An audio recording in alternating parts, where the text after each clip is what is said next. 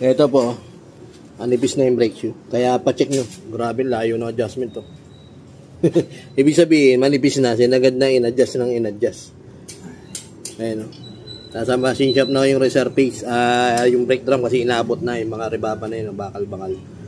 Ayan, palagi nyo pong pa-check yung mga preno. Kasi alam nyo naman natin yan, preno yan eh. Ayan. Isirain yan yung rotor disc or brake drum ninyo. Panapabayaan, mauwi sa reserve piece.